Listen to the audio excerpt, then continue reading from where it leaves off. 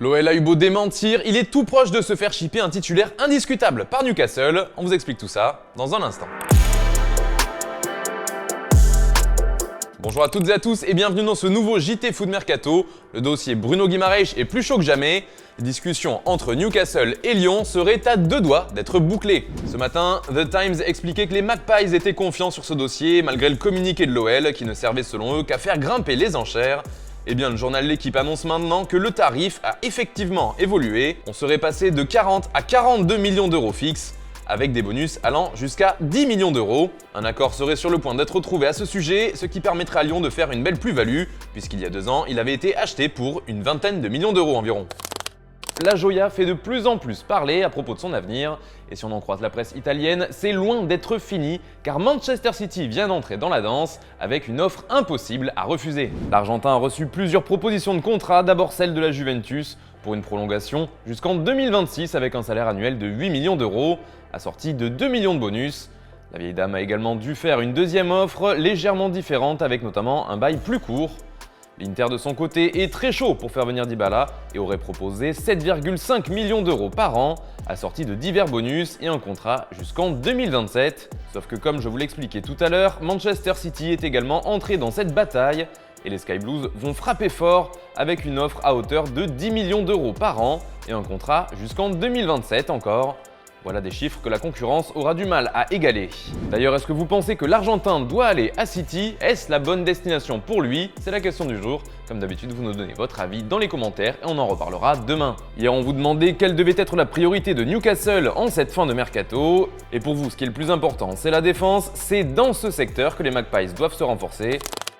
On passe maintenant à l'Inter qui continue de chercher des recrues à signer et notamment quelques jeunes talents pour assurer son avenir. Le présent est plutôt une réussite mais les dirigeants du club lombard n'oublient pas de penser au futur. On vous parlait ainsi de la volonté de faire venir Dybala, mais déjà l'Inter a bouclé l'arrivée de Robin Gosens de l'Atalanta Bergame pour un transfert d'environ 25 millions d'euros plus 3 millions de bonus. Il va s'engager pour 4 ans et demi avec le champion en titre de Serie A, ce n'est plus qu'une question d'heure.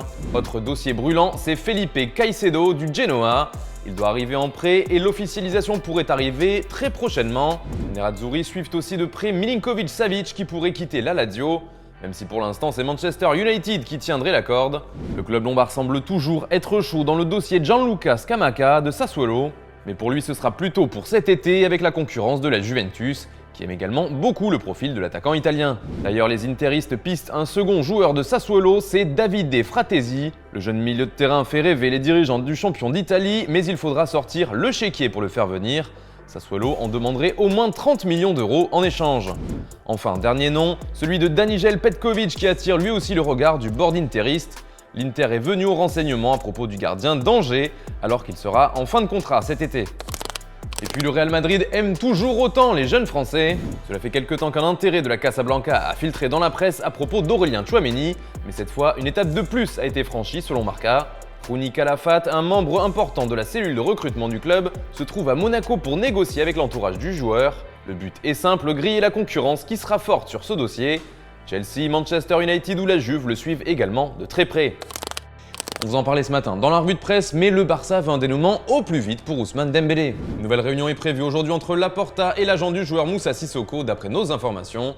Pour l'instant, les différentes réunions se déroulent dans un climat d'apaisement et la possibilité d'une prolongation reste ouverte, mais pas à n'importe quelle condition. Et puis c'est officiel, Samuel Kalou a quitté les Girondins de Bordeaux. Il est désormais lié à Watford pour 3 ans et demi. Reims de son côté prennent le jeune Mustapha Mbo du côté de Nîmes. Il est prêté jusqu'à la fin de saison et il portera là-bas le numéro 29. Allez, on se quitte avec l'image du jour qui concerne le PSG. Sergio Ramos commence à s'intégrer petit à petit à son vestiaire et il se met même aux Français. Bon, ce n'est qu'un début, on se rassure.